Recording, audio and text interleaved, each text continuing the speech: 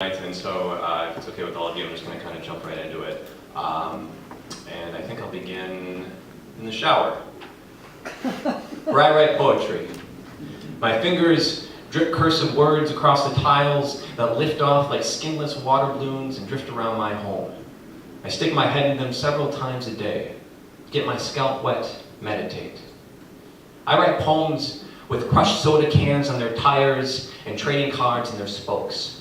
Poems that play ghost in the graveyard with sardines and the streetlight gang. They lick the babblefish and try talking to Bigfoot. In blue jeans, I write poetry. I see souls and bits of souls staggered like backyard fences. They hunch over a rain barrel and quilt together days from all our echoes. Some echoes are faint and fragile eggs about to break like reborn bone. Some echoes beat like a drum. As school kids, we searched the grounds for so many dinosaur fossils, but tree roots and lost twigs were all we ever found. Or at least that is what some very clever fossils led us to believe. In pajamas, I write poetry, where little Miss Muffet sits on her tuffet, gazing down upon Mordor. She cracks knuckles like black pepper, polishes her spoon, then devours her midnight snack as she dreams in the pink and peaceful grass. In dreams, I write poetry, with uninvented words and psychic sunshine. Without burden of translation, I steer starships toward the dark matter of language, toward a theory of symbolism, steer them toward a heart and feather. I hide my heart in a purple silk cavern where underground rivers flood. Every once in a while, I take it out, drop it in a boat, and let the water push us down a leather mountainside. My hand trails behind me as feathers fall through the moonlight of a birdless sky. The wind sticks to my face like tapioca pudding, tastes like it too.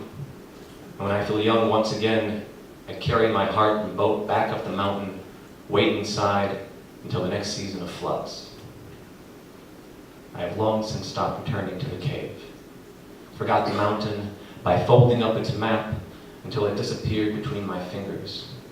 Swallowed my heart back into my chest and now sleep beneath the soup called heavens, where showers of shooting stars rain behind my eyelids, where tiny birds emerge from my mouth, sing into the ears of my still yesterday self, and flap their new ingredients toward the sky. Come morning, my first breath will be a feather in which to contemplate, brushing its soft veins through tomorrow. Thank you.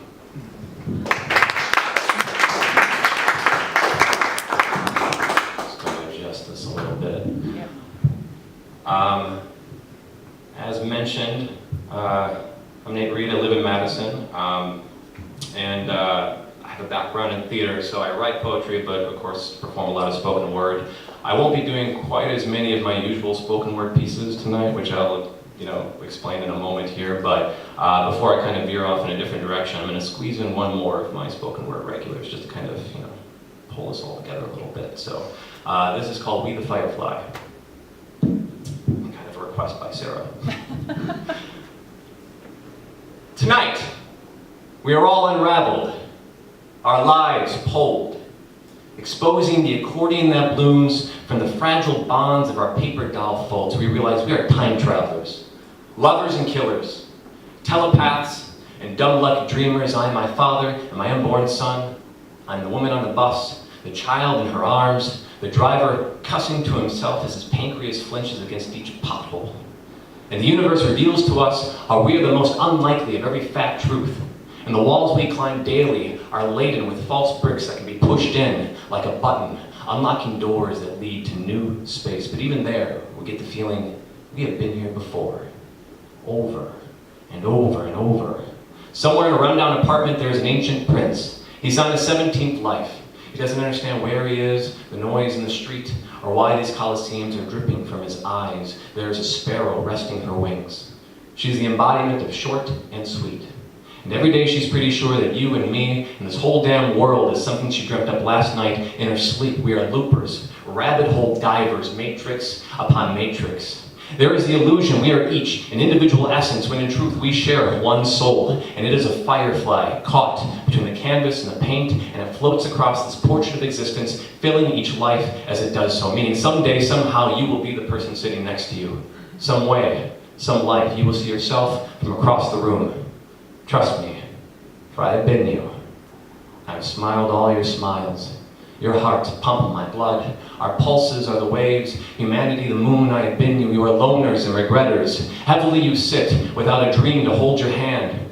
I have seen you, trying to crawl back through the rooms you have already walked through, as if you could rewind, cut, copy, paste, and create anew, as if that were some kind of miracle. But tall and glowing and tall and alive, you have already walked through. I have seen you, you starlight, you midnight wanderers. Don't worry about the phone calls from family you ignored. They have already forgiven you with hugs and pot roasts.